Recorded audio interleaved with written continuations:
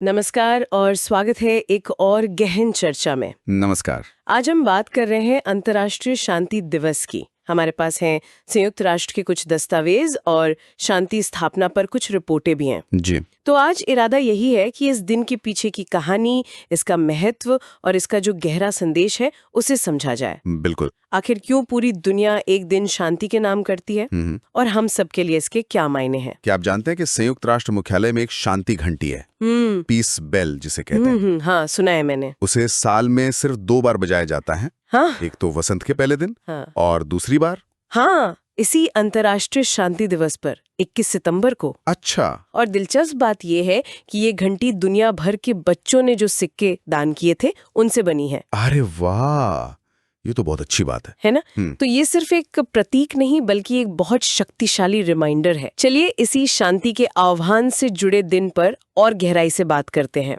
जी जरूर। तो सबसे पहले ये अंतर्राष्ट्रीय शांति दिवस आखिर है क्या और इसकी शुरुआत कैसे हुई, कब मनाया जाता है ये? जी, ये हर साल 21 सितंबर को मनाया जाता है और इसकी कहानी वो शुरू होती है 1981 में। 1981? हाँ, जब संयुक्त राष्ट्र महासभा ने एक प्रस्ताव, एक रेजोल्यूशन पास किया था। उस समय मतलब शुरुआत में इसे महासभा के जो रेगुलर सेशन होते हैं उसके शुरुआती दिन पर मनाने का तय हुआ था। अच्छा, यानी सितंबर का तीसरा मंगलवार। हाँ बिल्कुल, तब तारीख फिक्स नहीं थी, वो सेशन के हिसाब से थी। और उद्देश्य था शांति के जो आदर्श हैं उनको याद करना, उनको मजबूत करना, मतलब देशों के भीतर भी और सभी देशों और लोगों के बीच भी। अच्छा, तो शुरुआत में तारीख तय नहीं थी बल्कि महासभा के सत्र से जुड़ी थी। ये तो एक दिलचस्प जानकारी है जो अक्सर पता नहीं होती। जी हाँ। फिर ये 21 सितंबर की पक्की तारीख कैसे बनी? हाँ, तो वो बदलाव आया करीब 2 दशक बाद, 2001 में। 2001 में जी, संयुक्त राष्ट्र ने एक और प्रस्ताव पास किया, रेजोल्यूशन 55282। इसके जरिए 21 सितंबर को अंतर्राष्ट्रीय शांति दिवस के रूप में मतलब स्थायी रूप से तय कर दिया गया। लेकिन इससे भी ज्यादा महत्वपूर्ण बात यह हुई कि इसी प्रस्ताव ने इस दिन को एक और पहचान दी। वो क्या?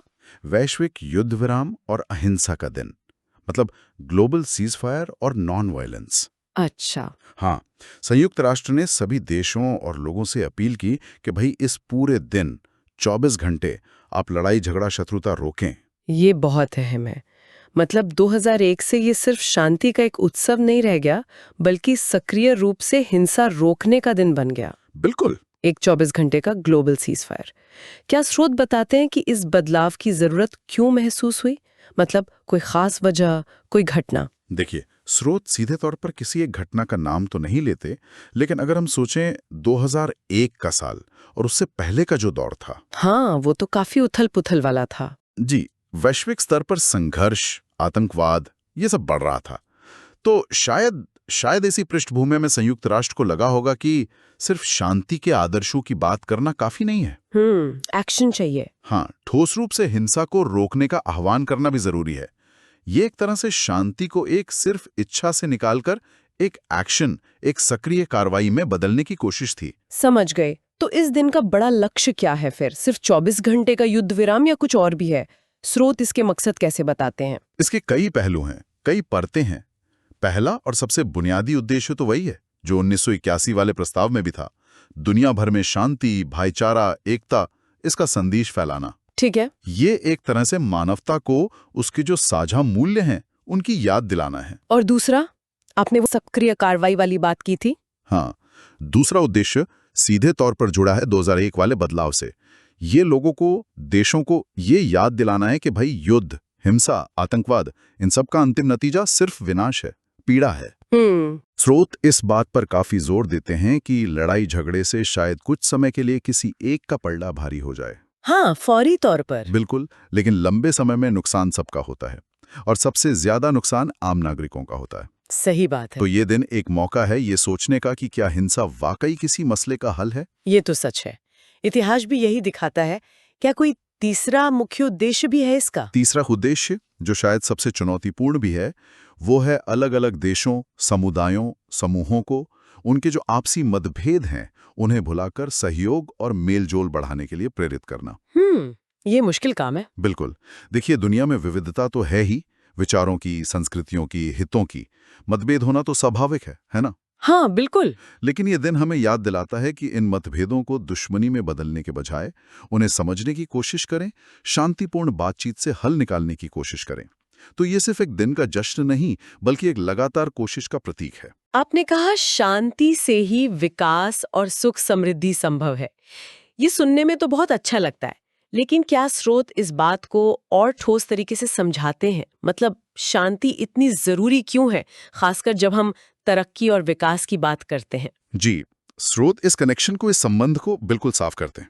वो शांति को किसी भी तरह के सस्टेनेबल डेवलपमेंट, मतलब सतत विकास की एक अनिवार्य शर्त मानते हैं। अनिवार्य शर्त? हाँ, इसे ऐसे समझिए, जब किसी इलाके में असुरक्षा होती है, हिंसा होती है या युद्ध का माहौल होता है, तो सबसे पहले क्या असर पड़ता है? लोगों की रोजमर्रा की जिंदगी पर, काम पर जाना, बच्चों का स्कूल जाना, शायद ये सब? बिल्कुल, स्रोत यही बताते हैं। शिक्षा व्यवस्था ठप हो जाती है, स्कूल या तो बंद हो जाते हैं या इतने असुरक्षित होते हैं कि बच्चे जा नहीं पाते। हाँ। एक रिपोर्ट का जिक्र है स्रोतों में, जो कहती है कि संघर्ष वाले इलाकों में बच्चों के स्कूल न जा पाने की संभावना 2 गुना से भी ज्यादा होती है। बाप रे, 2 गुना? जी, और स्वास्थ्य सेवाओं का भी यही हाल होता है। अस्पताल या तो टूट जाते हैं या उन तक पहुंचना नामुमकिन सा हो जाता है। डॉक्टर, नर्सें वो काम नहीं कर पाते। और अर्थव्यवस्था? अर्थव्यवस्था तो चरमराई जाती है। कौन निवेश करेगा इसी जगह? व्यापार बंद हो जाता है। लोग अपनी जान बचाने की फिक्र में लगे होते हैं, तो काम धंधा कैसे चलेगा? यानी विकास के जो मुख्य पिलर हैं, शिक्षा, स्वास्थ्य, अर्थव्यवस्था, वो सब शांति के बिना टिकी नहीं सकते। एकदम सही कहा आपने। शांति वो बुनियाद है, वो नींव है जिस पर ये सब पिलर खड़े होते हैं। जब शांति होती है, तभी तो सरकारें और समाज शिक्षा में, स्वास्थ्य में, इंफ्रास्ट्रक्चर में, नई टेक्नोलॉजी में पैसा लगा पाते हैं, निवेश कर पाते हैं। हाँ, तभी लोग सुरक्षित महसूस करते हैं। जी, और अपने भविष्य के बारे में सोच सकते हैं, प्लान बना सकते हैं, नए काम शुरू कर सकते हैं। तभी असली तरक्की मुमकिन है। स्रोत यहाँ पर संयुक्त राष्ट्र के सतत विकास लक्ष्यों SDGs का भी जिक्र करते हैं। हाँ, SDGs? खासकर लक्ष्य 16, गोल 16, जो शांति, न्याय और मजबूत संस्थानों पर ही केंद्रित है। अच्छा। तो ये दिखाता है कि पूरी दुनिया ने, वैश्विक समुदाय ने, यह बात मानी है कि शांति के बिना बाकी विकास लक्ष्य हासिल करना लगभग नामुमकिन है। ये तो हुई विकास की बात, लेकिन इंसानी स्तर पर समाज के लिए, उसके ताने बाने के लिए शांति क्यों जरूरी है? क्या स्रोत इस पर भी कुछ कहते हैं? हाँ, बिल्कुल कहते हैं। और ये पहलू शायद उतना ही जरूरी है जितना आर्थिक विकास। स्रोत बताते हैं कि शांति सिर्फ बाहरी सुरक्षा या स्थिरता का नाम नहीं है। अच्छा। ये समाज के अंदर विश्वास, सद्भावना, आपसी जुड़ाव का माहौल बनाती है।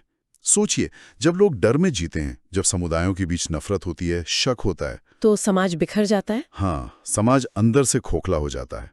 लोग एक दूसरे की मदद करने से कतराते हैं। वो जो सहयोग वाली भावना है, वो खत्म हो जाती है। मानवीय मूल्य पीछे छूट जाते हैं। तो शांति एक तरह से सोशल कैपिटल बनाती है, सामाजिक पूंजी जिसे कहते हैं। क्या बात है, बहुत अच्छा शब्द इस्तेमाल किया आपने। बिल्कुल, शांति ही वो गोंद है, वो ग्लू है जो समाज को जोड़कर रखती है। इसी से प्रेम, करुणा, सहानुभूति, ये जो इंसानी जज्बात हैं, इनको फलने फूलने का मौका मिलता है। ये वो माहौल बनाती है जिसमें लोग अपनी पूरी क्षमता का इस्तेमाल कर सकते हैं, सिर्फ अपने लिए नहीं बल्कि पूरे समाज के लिए। अशांति और संघर्ष इस क्षमता को नष्ट कर देते हैं। चलिए, अब संयुक्त राष्ट्र की भूमिका पे वापस आते हैं। आपने बताया कि उन्होंने इस दिन की शुरुआत की, फिर 2001 में इसे नया आयाम दिया। तो क्या उनकी भूमिका यहीं खत्म हो जाती है, या वो इसे सक्रिय रूप से प्रमोट करने के लिए, बढ़ावा देने के लिए और भी कुछ करते हैं? नहीं, उनकी भूमिका काफी सक्रिय है और कई तरह की है। जैसे आपने शुरू में शांति घंटी का जिक्र किया था, वो एक सिंबॉलिक शुरुआत है हर साल। हाँ। इसके अलावा हर साल संयुक्त राष्ट्र के जो महासचिव हैं, सेक्रेटरी जनरल, वो इस दिन एक खास संदेश जारी करते हैं। अच्छा। और एक और बहुत महत्वपूर्ण काम वो करते हैं, हर साल इस दिन के लिए एक विशेष थीम यानी एक विषय तय करते हैं। थीम, इसका क्या मकसद होता है? क्या इससे कोई फर्क पड़ता है? हाँ, इसका मकसद बहुत अहम है। ये शांति को सिर्फ एक किताबी विचार या एक एब्स्ट्रैक्ट आइडिया की तरह देखने के बजाय उसे असल दुनिया से जोड़ना। बिल्कुल, उसे जो आज के वैश्विक मुद्दे हैं उनसे जोड़ने की कोशिश है ये। स्रोत कुछ उदाहरण भी देते हैं। जैसे पिछले कुछ सालों में थीम रही है शांति के लिए जलवायु कार्रवाई, क्लाइमेट एक्शन फॉर पीस। ओह अच्छा, क्लाइमेट चेंज और शांति। जी, ये थीम दिखाती है कि कैसे जलवायु परिवर्तन, जैसे पानी की कमी या जमीन का खराब होना, ये संसाधनों पर दबाव डालकर झगड़ों को जन्म दे सकता है या बढ़ा सकता है। ये तो बहुत जरूरी कनेक्शन है। हाँ, एक और साल थीम थी शांति के लिए साझेदारी, सभी के लिए सम्मान, partnerships for piece, dignity for all. ये शायद शरणार्थी संकट और बढ़ते राष्ट्रवाद के संदर्भ में थी। समझ गए। तो ये थीम्स दिखाती हैं कि शांति का मतलब सिर्फ युद्ध का ना होना नहीं है। ये न्याय, समानता, मानवाधिकार, सतत विकास, इन सब मुद्दों से गहराई से जुड़ी हुई है। ये तो वाकई दिलचस्प है। इसका मतलब है कि ये दिन हमें शांति को अलग-अलग एंगल से, अलग-अलग चश्मों से देखने का मौका देता है। जी बिल्कुल। अच्छा, जमीनी स्तर पर क्या होता है? क्या संयुक्त राष्ट्र दुनिया भर में कार्यक्रम आयोजित करता है? देखिए, संयुक्त राष्ट्र सीधे तौर पर हर जगह जाकर कार्यक्रम नहीं करता, क्योंकि ये तो बहुत बड़ा काम हो जाएगा। हाँ, ये तो मुमकिन नहीं। लेकिन उनकी भूमिका एक कैटलिस्ट की तरह होती है, एक उत्प्रेरक और समन्वयक, कोऑर्डिनेटर। अच्छा। वो सदस्य देशों को, सिविल सोसाइटी संगठनों को, मतलब एनजीओज को, स्कूलों को, विश्वविद्यालयों को, यहाँ तक कि आम लोगों को भी इस दिन शांति से जुड़ी गतिविधियां करने के लिए प्रोत्साहित करते हैं। स्रोत बताते हैं कि इस दिन दुनिया भर में हजारों कार्यक्रम होते हैं। कहीं शांति मार्च निकलते हैं, कहीं आर्ट एग्जीबिशंस होती हैं, कहीं स्कूलों में पीस एजुकेशन पर वर्कशॉप होती हैं, कहीं अलग अलग धर्मों के लोग मिलकर प्रार्थना करते हैं। तो काफी कुछ होता है। जी, और संयुक्त राष्ट्र इन सभी कोशिशों को अपनी वेबसाइट और सोशल मीडिया के जरिए एक ग्लोबल मंच देता है, ताकि ये संदेश और दूर तक पहुंच सके। तो ये एक तरह से वैश्विक आंदोलन बन जाता है हर साल, जिसे संयुक्त राष्ट्र एक दिशा देता है। हाँ, कह सकते हैं। ये सब तो हुई वैश्विक और संस्थागत स्तर की बातें, लेकिन एक आम इंसान के लिए, हमारे समाज के लिए इस दिन का क्या संदेश है? हम इसे अपने जीवन में कैसे उतार सकते हैं? ये सवाल बहुत बहुत महत्वपूर्ण है, क्योंकि शांति की शुरुआत तो अक्सर व्यक्तिगत और सामुदायिक स्तर पर ही होती है ना। हाँ, बिल्कुल। स्रोत इस बात पर जोर देते हैं कि अंतर्राष्ट्रीय शांति दिवस का एक गहरा सामाजिक संदेश है। यह हमें याद दिलाता है कि हमें धर्म, जाति, भाषा, राष्ट्रीयता या किसी भी और आधार पर इंसानों के बीच जो दीवारें खींच दी गई हैं, उन पर सवाल उठाना चाहिए। जी, उन पर सवाल उठाना चाहिए। ये जो विभाजन है, ये अक्सर अज्ञानता से, डर से, पूर्वाग्रहों से पैदा होते हैं, और यही शांति के सबसे बड़े दुश्मन हैं। यानी ये हमें अपनी सोच और अपने बर्ताव पर, अपने व्यवहार पर गहराई से सोचने के लिए कहता है। बिल्कुल। ये दिन हमें एक पॉज देता है, रुककर सोचने का मौका देता है कि हम, आप और मैं व्यक्तिगत स्तर पर शांति के दूत कैसे बन सकते हैं। क्या हम अपनी रोजमर्रा की जिंदगी में अहिंसा का पालन करते हैं? और अहिंसा का मतलब सिर्फ शारीरिक हिंसा नहीं। हाँ, मानसिक और वैचारिक हिंसा भी। बिल्कुल। दूसरों पर अपने विचार थोपना या उनकी असहमति का सम्मान न करना, ये भी तो हिंसा का ही एक रूप है। सही कहा। क्या हम अपने गुस्से को सही तरीके से मैनेज कर पाते हैं? क्या हम दूसरों की बात सुनने और समझने की कोशिश करते हैं, खासकर उनकी जिनकी राय हमसे बिल्कुल अलग है? ये तो रोजमर्रा की छोटी छोटी बातें लगती हैं, लेकिन शायद इन्हीं से बड़ा फर्क पड़ता है। निश्चित रूप से। स्रोत यही कहते हैं, शांति कोई ऐसी चीज नहीं है जो सिर्फ सरकारें या सेनाएं ले आएंगी। ये एक संस्कृति है, एक कल्चर है, जिसे हमें अपने परिवारों में, अपने मोहल्लों में, अपने काम करने की जगहों पर धीरे धीरे बनाना होगा, विकसित करना होगा। तो ये हर व्यक्ति की जिम्मेदारी है। जी, हर व्यक्ति की जिम्मेदारी है कि वो अपने आसपास नफरत और बंटवारे की बजाय समझ और सहानुभूति का माहौल बनाने में अपना हिस्सा डाले। जब हम अपने छोटे मोटे झगड़ों को बातचीत से सुलझाते हैं, जब हम अनजान लोगों के प्रति थोड़ी दया दिखाते हैं, जब हम अपने अंदर के पूर्वाग्रहों को चुनौती देते हैं, तब हम असल में अंतर्राष्ट्रीय शांति दिवस की भावना को जी रहे होते हैं। तो इन सभी बातों का सार क्या निकलता है?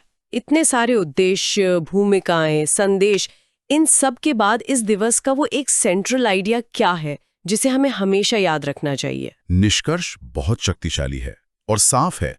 जैसा कि हमारे स्रोत बार बार कहते हैं, अंतर्राष्ट्रीय शांति दिवस पूरी मानवता के लिए एक सालाना रिमाइंडर है। किस बात का रिमाइंडर? इस बात का कि असली ताकत सहयोग में है, टकराव में नहीं, संवाद में है, हिंसा में नहीं।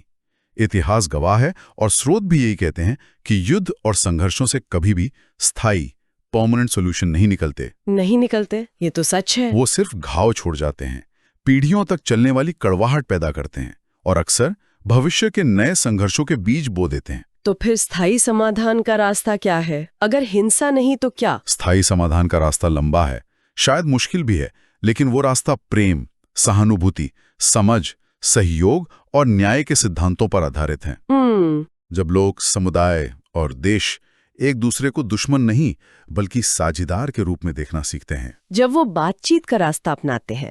जी, जब वो मतभेदों को ताकत के जोर पर नहीं बल्कि बातचीत और अंतर्राष्ट्रीय कानूनों के सम्मान के जरिए हल करने की कोशिश करते हैं। जब वो ये पक्का करते हैं कि विकास का फायदा सब तक पहुंचे, कोई पीछे न छूटे, तभी सच्ची शांति आएगी। बिल्कुल, तभी सच्ची और स्थायी शांति की नींव रखी जा सकती है। यही इस दिन का मूल संदेश है कि शांति सिर्फ जंग का ना होना नहीं है, बल्कि ये न्याय और मानवाधिकारों पर आधारित एक सकारात्मक स्थिति है, एक पॉजिटिव स्टेट है जिसे हमें एक्टिवली चुनना है और बनाना है, हर दिन, हर स्तर पर। तो हमने देखा कि अंतर्राष्ट्रीय शांति दिवस सिर्फ कैलेंडर पर एक तारीख नहीं है। जी नहीं। ये 1981 में संयुक्त राष्ट्र ने एक बीज बोया था, जिसे 2001 में अहिंसा और युद्ध विराम के संकल्प से और सींचा गया।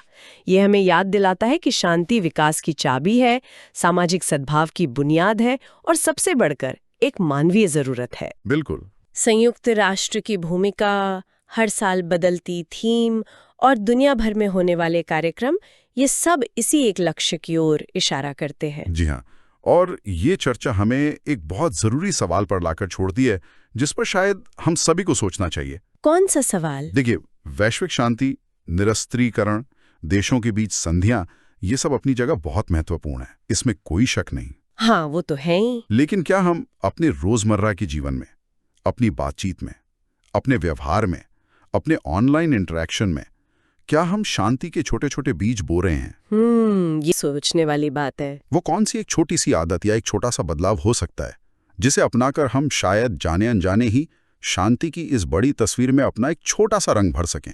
शायद असली चुनौती यही है, वैश्विक शांति के इतने बड़े विचार को अपनी निजी जिंदगी में, अपनी व्यक्तिगत वास्तविकता में उतारना।